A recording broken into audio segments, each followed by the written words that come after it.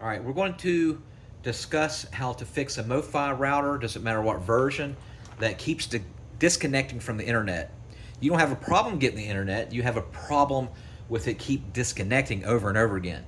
So I put a whole description in the of how to do this in the description.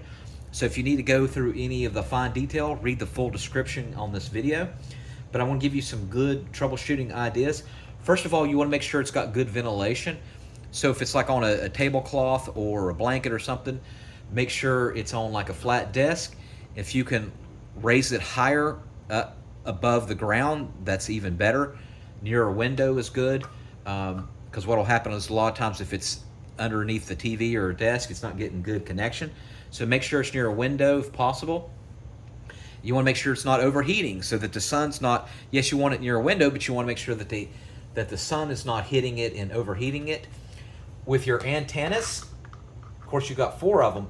What I want you to do is remove all 4 antennas and then replace them in a different direction, and then actually replace the sides.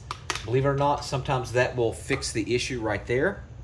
Next thing I want you to do is unplug it from the wall. All right. What will happen is a lot of times this SIM card is not making a good connection. So what I want you to do while it's unplugged is remove the SIM card, and what you can do is get a little bit of rubbing alcohol and a Q-tip or a cotton ball, whatever you have. Get just a little small bit of rubbing alcohol and go ahead and clean this little gold connector, whether it's on Verizon, AT&T, whatever you have. Let it sit for 20 minutes. Go ahead and firmly put it back in, the SIM back in. It'll click.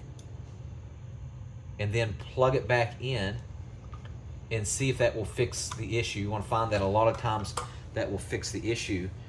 And again, go in the description. I talk about the firmware and then different settings that you can do. A soft reset we've already done because we've unplugged it. Next thing what I want you to do is, if you've got this connected to a Wi-Fi network, so for example, if this is my Wi-Fi network, plug it into a different port. So it'll give you more than one option. So you can plug it into a different port here, but also here. So if your Wi-Fi network is being plugged in, say for example, to one of these, try a different port altogether. All right? Just try a different one, and you might find that that will fix the issue, because maybe that port is not working really well. We talked about changing the antennas. Now, the next thing what I want you to do is to do a full factory reset. Now, you can do that on the browser by just going to the settings and do a factory reset.